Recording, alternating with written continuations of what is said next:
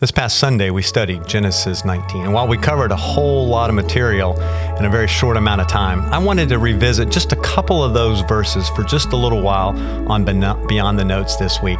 And it's the verses that describe God's judgment on Sodom. And often the question comes up, why did God destroy Sodom? Well, that's what I want to talk about today on Beyond the Notes.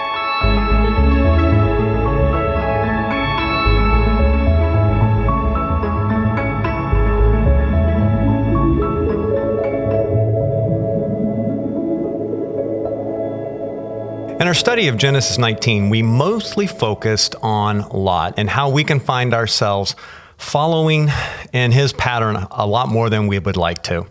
But we spent very little time talking about the actual destruction of Sodom that Lot was fleeing from. So let's start with those two verses that describe God's destruction of Sodom and Gomorrah. And it's found in Genesis 19, verses 24 and 25. Then the Lord rained on Sodom and Gomorrah sulfur and fire from the Lord out of heaven. And he overthrew those cities and all of the valley and all of the inhabitants of the city and what grew on the ground. So why did God destroy these cities? Well, simply put, it was God's judgment on sin. But in the bigger picture, it was a warning about God's final judgment to come. You see, according to Jesus, there are two great warnings in the book of Genesis about this final judgment. It's the warning we received from Noah and the flood and the destruction of Sodom. And if you're curious and you want to read about that, I referenced it in the sermon Sunday, but Luke chapter 17, verses 26 through 30. Now, you're probably aware as much as I am that our culture does not like a message on judgment. In fact, it seems that we live in a culture that's this anti-judge, right? Don't judge me for this. Don't judge me for that. We're constantly pushing that non-judgmental attitude in our culture, at least unless you are a Bible-believing Christian, right? And so the idea of judgment and hell are either ignored today or they're ridiculed. And if you were to bring up the passage that we looked at this past Sunday, probably just about anybody in our culture of God destroying these cities of the valley, they would quickly say, it's just a myth. That's mythology. There's nothing factual in that. That's not real history. Well, on that note, I recently came across several archaeology articles about a recent discovery in Tel El Haman in Israel. And it was fascinating because these articles were from the Smithsonian magazine, or at least the particular article, and it's going to reference several reports, but it was in the Smithsonian magazine. And I want to read just a little bit from this magazine. It was dated September 2021, so just a few years ago.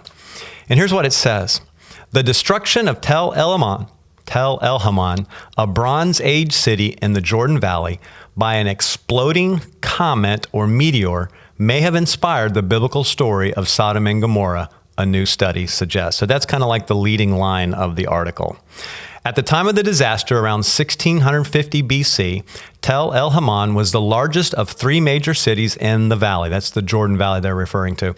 It likely acted as the region's political center, reports Ariel Marsden for the Jerusalem Post. Combined, these three cities boasted a population of around 50,000 people. Tel El Haman's mud brick building stood up 5 stories tall. Over the years, archaeologists examining the structure's ruins have found evidence of a sudden, high-temperature, destructive event.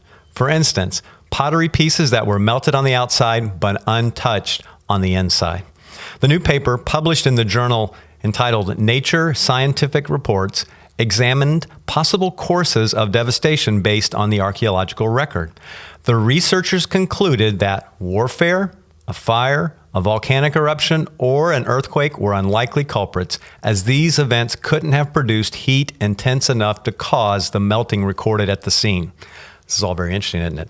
That left a space rock as the most likely cause. Because experts failed to find a crater at the site. So now they've got another problem. They haven't found a crater at the site. Because experts failed to find a crater at the site, they attributed the damage to an airburst created when a meteor or comet traveled through the atmosphere at high speed. It would have exploded about 2.5 miles above the city in a blast 1,000 times more powerful than the atomic bomb used at Hiroshima. Wright study co-author Christopher Moore, an archaeologist at the University of South Carolina, for the conversation. Quote, this is quoting Dr. Moore here. Air temperatures rapidly rose above 3,600 degrees Fahrenheit. Clothing and wood immediately burst into flames. Swords, spears, mud bricks, and pottery began to melt. Almost immediately, the entire city was on fire, close quote. Seconds after the blast, a shock wave ripped through the city at speeds of roughly 740 miles per hour, faster than the worst tornado ever recorded. The city's buildings were reduced to foundations and rubble. Kind of interesting, isn't it, that these archaeological experts have determined what caused this scene that they found there. And for those of us that know the Bible, not only do we think it might have been the source for that, but we believe it was the cause for what they found. You see, Jesus and the Bible make it very clear that what happened at Sodom was from the Lord.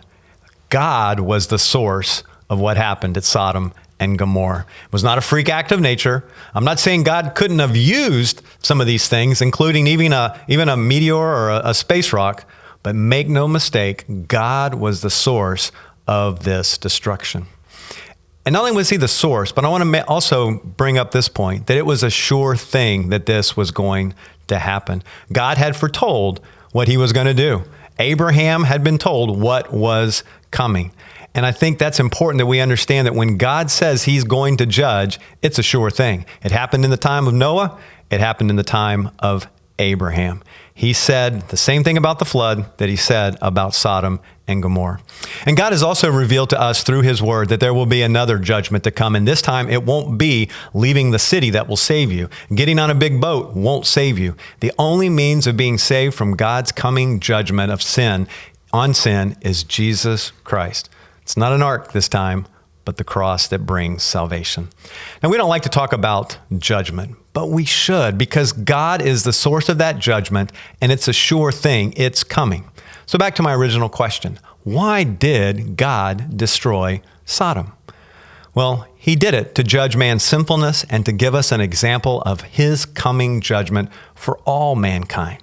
So let the story of Sodom and Gomorrah encourage us today as believers to tell others about the escape, the good news that is only found in Jesus Christ. Thanks for joining us for another episode of Beyond the Notes, and I hope to see you this Sunday as we continue in our study of the book of Genesis.